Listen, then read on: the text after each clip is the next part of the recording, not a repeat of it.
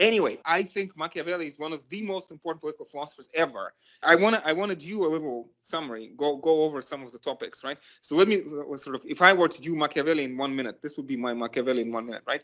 So first of all, Machiavelli is one of the first philosophers who looks at the world through this mechanistic anti-teleological lens. So this is mechanistic anti-teleological worldview. So teleology, some of you maybe will remember from last year, was this ancient, especially Aristotelian, but also Christian view that everything in the world is good and progressive. This world is made by a good God, and we are moving into in some sort of harmonious, progressive direction. Even if life is bad now, then I don't know, maybe there will be a second coming of Jesus, and all the sort of all the tears will be, consoled. There's like universal consolation, paradise, second coming of Jesus, that kind of thing, right? So Machiavelli is completely against that. So kind of cold-blooded, cold-headed, scientific, kind of value neutral view of history. So there's an important cyclical view of history that events repeat. So cyclical view of history, there's no real progress, no progress. And this is kind of important for even for us to remember, because you could ask this question: if we value human society, if we value democracy, let's say in the 21st century, do we believe? I mean, you and me, do we believe in the values of liberalism or democracy, at least to some extent, right? Should we take them for granted? Should we take for granted that progress will continue? These optimistic thinkers like Steven Pinker, who says, "Oh, the world is getting better every day," right? And then there's question: is this sustainable? Will democracy continue? Will democracy in America continue? Will human prosperity continue? Or could it be that humanity is going down the drain? Could it be that our children, your children, my children will not inherit a better world, right? So this is kind of important cold-headedness and important lack of anti-utopianism. So anti-teleological, anti-utopian worldview in Machiavelli, right? And for this reason, this is this worldly philosophy of this world. And in some sense, you could call this practical atheism. Now, religious views of Machiavelli are complicated and not important for our course. This is not a class in theology, so we don't care what his religious views were. But for all practical intents and purposes, this is atheism. You do not rely on God to do anything. It's like you have to take matters into your own hands.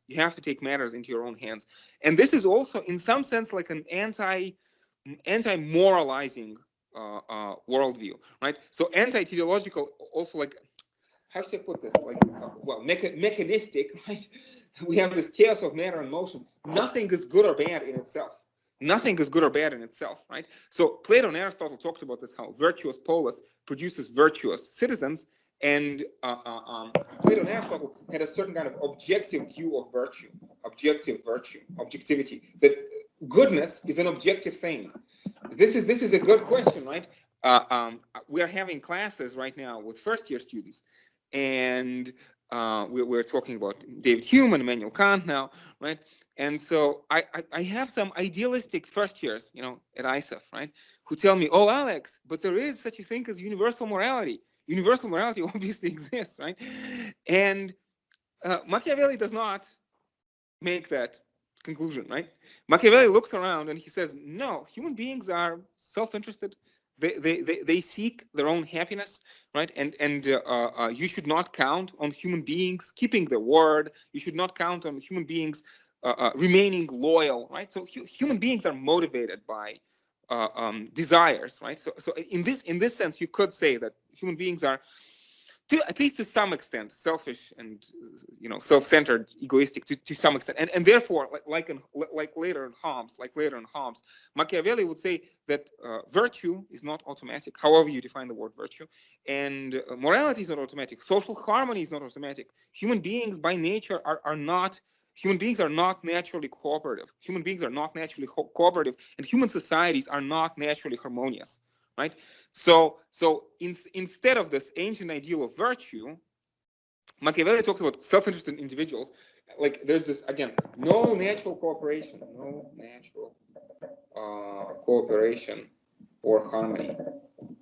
Instead, you need institutional mechanisms. Again, this is very modern. In many ways, this is the birth of modern political philosophy, in the sense that, again, ancient political philosophy counts on quote unquote virtuous people to do the right thing, right? And modern political philosophy assumes that no, human beings are something like selfish, or at least not naturally cooperative, and you need institutional mechanisms. It is the institutions that must force people to behave in pro-social ways. Human beings by themselves will not behave in pro-social ways, right? And again, in many ways, most political philosophers after Machiavelli would agree with this. Machiavelli is super important as the founder of one of the founders of modern political philosophy. Does Marx agree with this? Does Hegel agree with this? And I would say yes, broadly speaking, in philosophers like Hobbes, Rousseau, Marx, Hegel, Gramsci, right? So in all of these philosophers, there's this understanding that society, in an important sense, is artificial. Society is artificial. You need institutions to make sure that individuals behave in pro-social ways. No national cooperation, so institutional mechanisms which are artificial. Society is artificial. I don't want to take too long, but again, honestly, I find Machiavelli super important. So if you don't mind, I would prefer to finish my thought at least, right? So I hope so far so good. So next, we talk about this ruthlessness and the problem of dirty hands. The problem of dirty hands. Again, in the idea, this is not cruelty for cruelty's sake. This is the objective necessity of real life, not cruelty for cruelty's sake.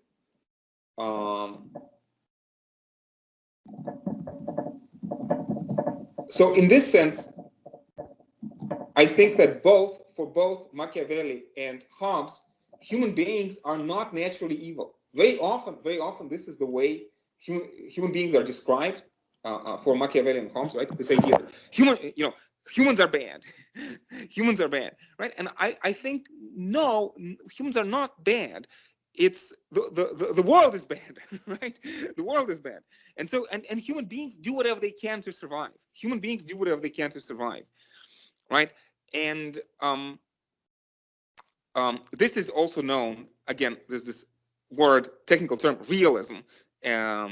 I mean, realism has different meanings in different contexts, but there's a certain special use of the word realism in political philosophy, or realism about international relations, right?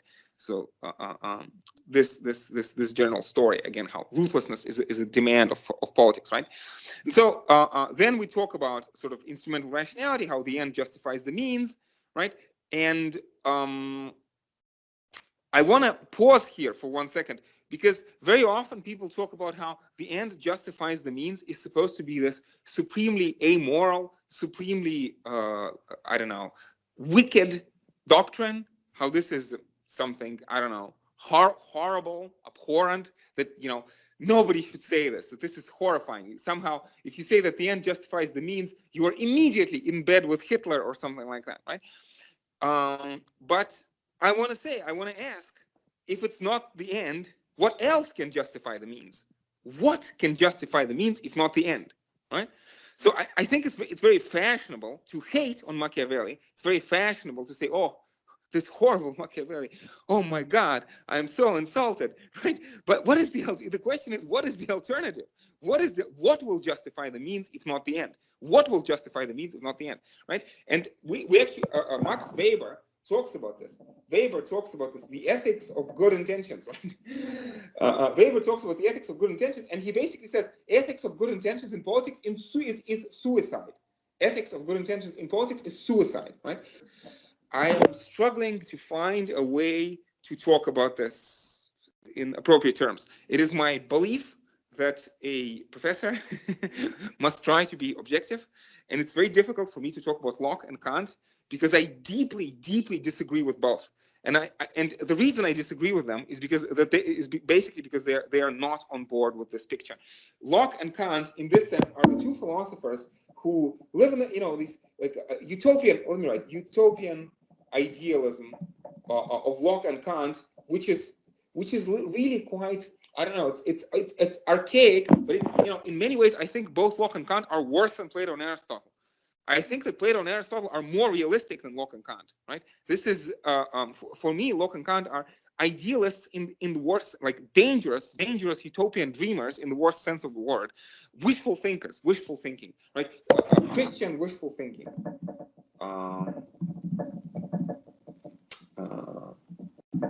Wishful thinking, and I want to say dangerous and delusional. And I should, again, I obviously I need to kind of be careful with phrases like that, but it's in my own experience, it's very difficult for me to talk about Locke and Kant and be objective, just because I disagree with everything they say so much, like every step of the way.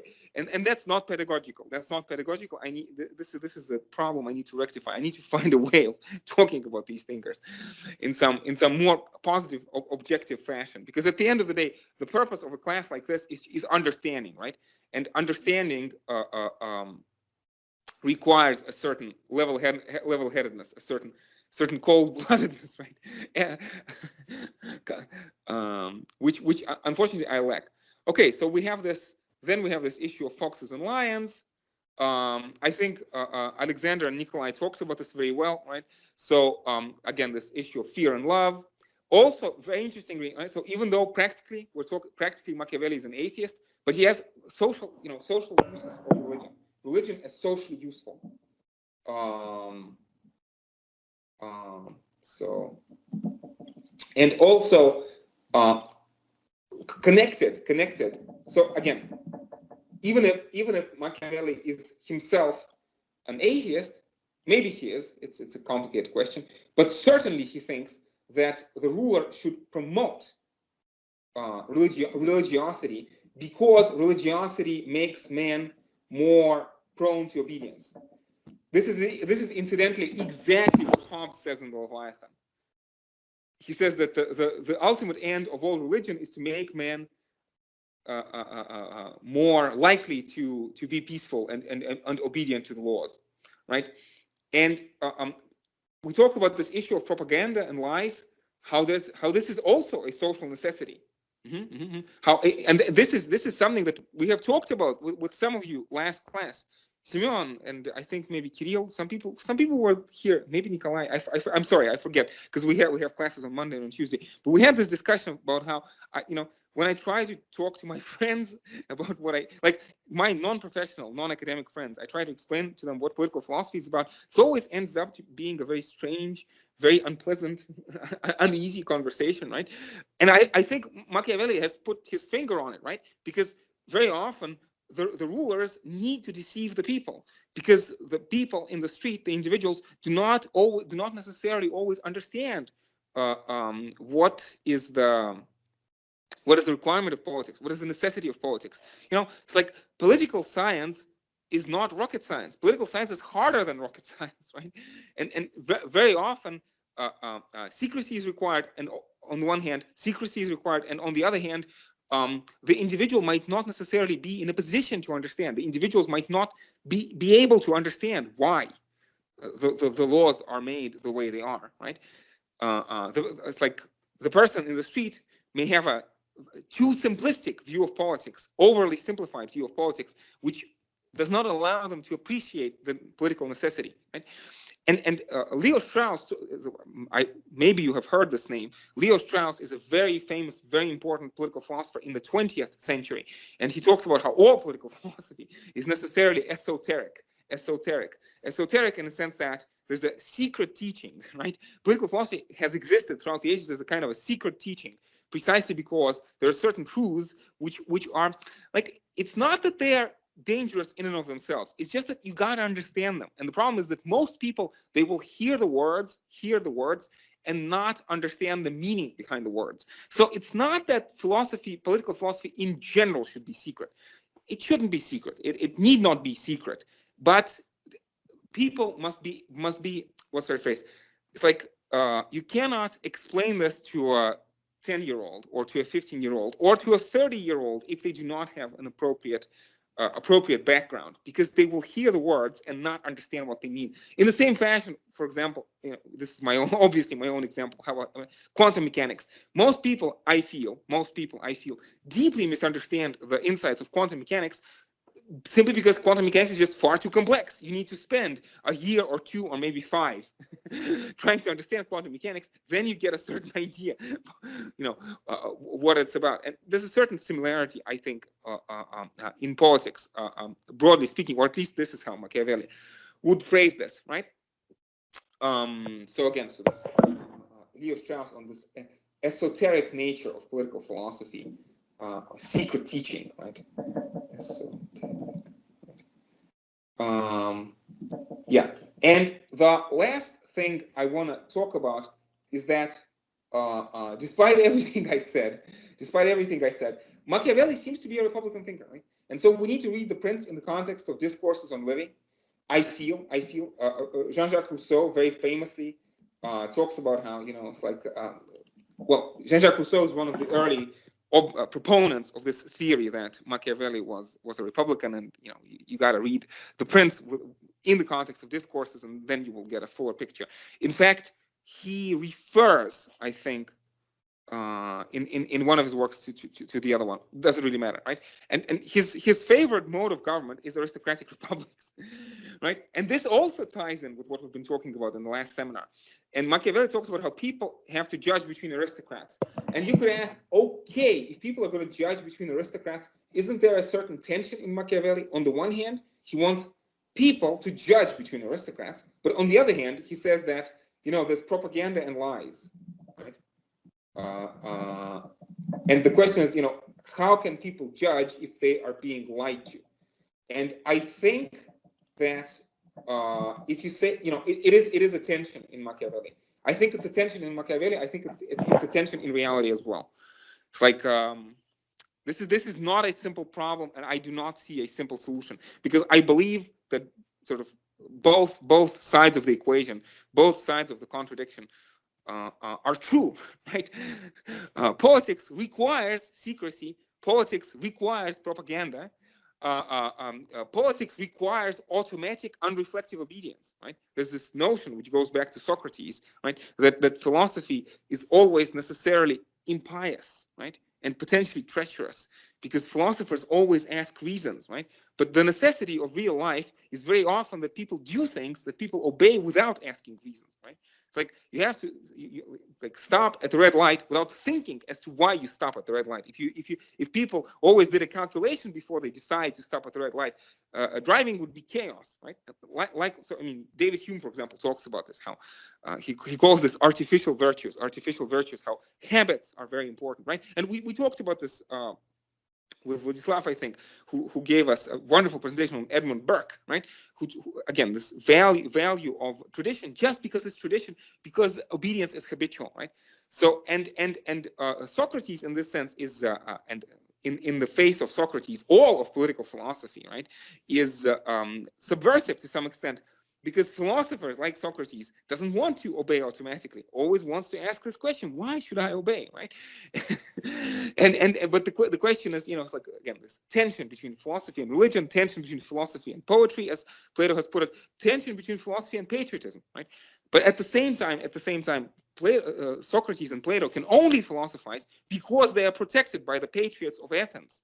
So there's a certain bit of how should I put this, uneasy synthesis, uneasy, maybe slightly parasitic, somewhat parasitic relationship, right? So Socrates is free to undermine the lifestyle of Athens only because the patriots of Athens are protecting him, right?